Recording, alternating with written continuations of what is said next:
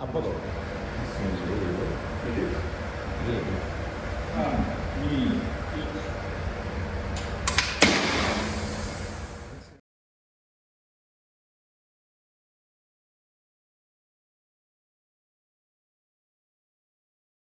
Okay, now we are going to conduct the impact management test according to Snell M2020. And dropping height is 高さ3点。Snell requires impact velocity but not height. But to get the first impact velocity 7.7 meter, 7.75 meter per second, we have to raise up the helmet up to 3.2 meter high.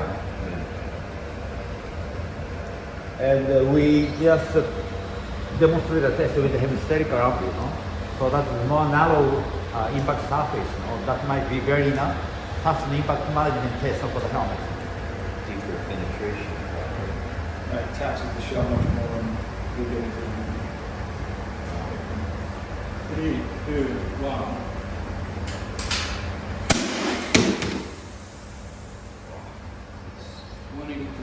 Max. Huh? Really? 183. Yep. 183, so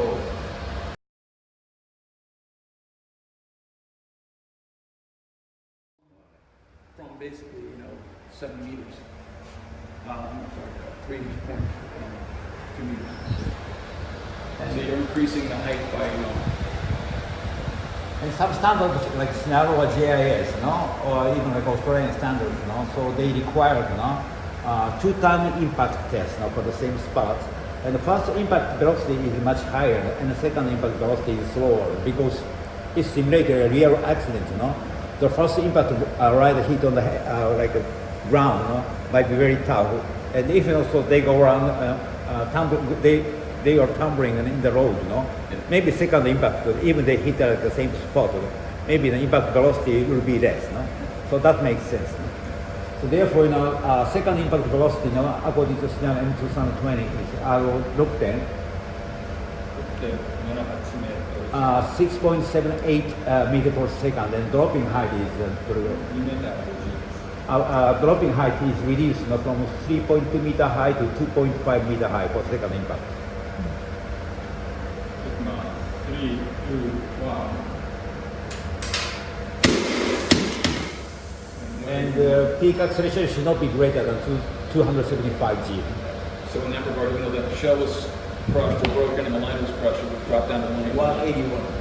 So it's still far lower than the requirement. So we have lower. Is it okay if I take a close up of it? Is it okay if I go up close to it? This one? Yeah. Yeah. Okay. So sorry, we went at 3 meters this time. 3.2 to 2.5. Oh, it was 2 meters. The second was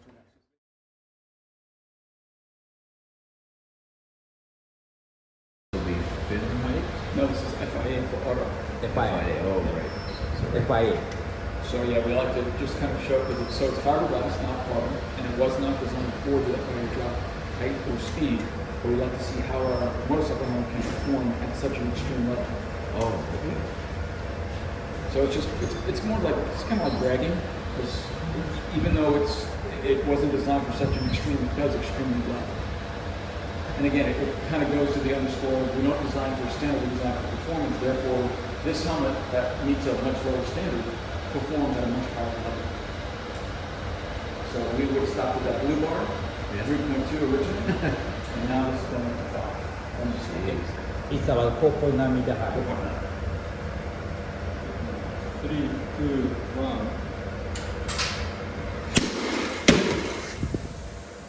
It's just 207, so it's still below what Snell would require, or what any Snell FIA standard required peak acceleration should not be more than 275. Wow.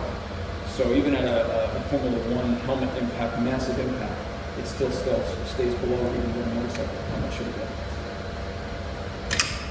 The rest of it. I'm sorry, about 16. 7 Gs. Yeah.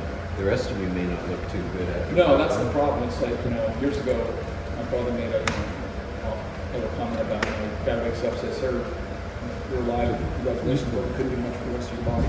Oh, look at that Yeah. shell. Yeah. So, And if you notice the radiating pattern, it actually goes equally all around, and that's part of our shell construction, which is the random weave instead of a woven material, which if you have a woven material, the energy tends to go down the lines of the weave. Yeah. So it'll go this way and that way. When you have random strands, the energy goes in all different directions. It radiates evenly in a radiating pattern. So it basically spreads the energy over the widest possible area using more of the helmet and more of the liner inside. So more of the shell is delaminating, more of the liner is absorbing energy. So this is the impact where it hit the anvil, but the EPS that absorbed it is almost the entire half of this helmet. So you get better performance because you're using more of the helmet to absorb it. So when you only have about an inch of foam, using more of it gives you the ability to handle more energy than you could possibly design it for. So the ability to maximize and use every bit is where you get extra performance. Well, and Ed told me that the multi-density foam too plays a big role in this. Right. Like it's a little harder towards the edges. Like right here, since you have this giant opening, if you hit it right here, there's less material absorbing the energy. So you have to have stiffer material to absorb the energy in a smaller space.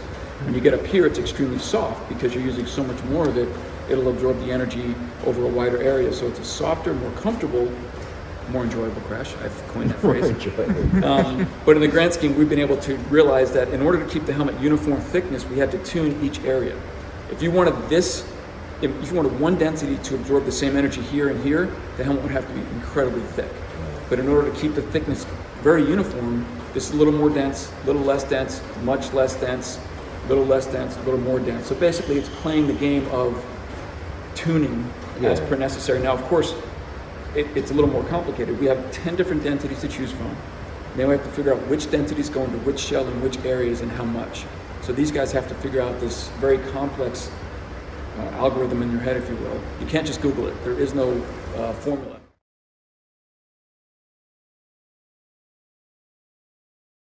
The cone is 60 degrees and the tip of the cone is 0.5 millimeters, so that is very sharp. No? That's sharper. You than can feel Snell's. now by fingers. No? Yeah, you can try. Yeah. Goes up, no? So it means like tip of penetration strike and the contact top of the head. No? So if you get if the line spikes, you know it failed. Yeah.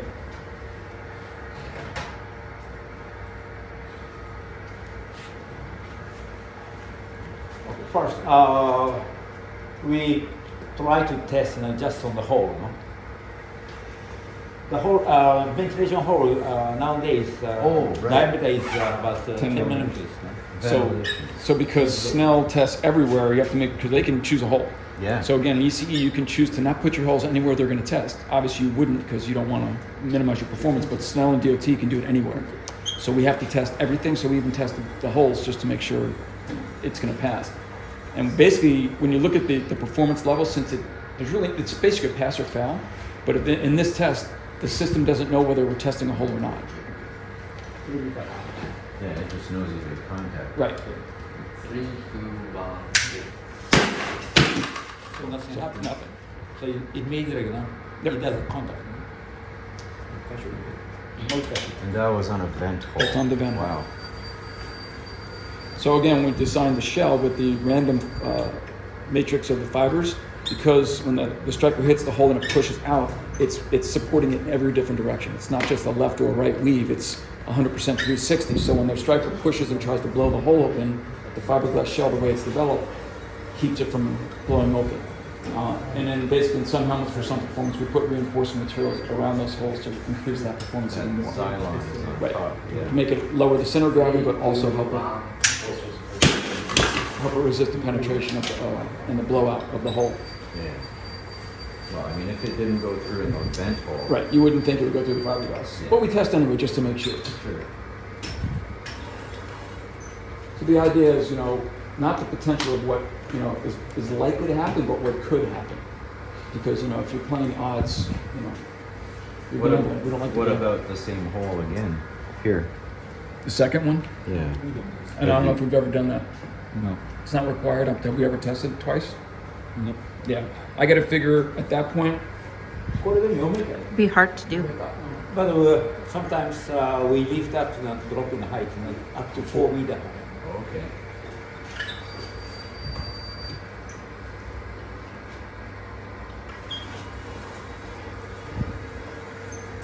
In Europe, there was Europeans had a guy come in to thank the Arai office and bring him home. His son had crashed and he went off the road and flipped up in the air, came down and impaled his head on a rebar.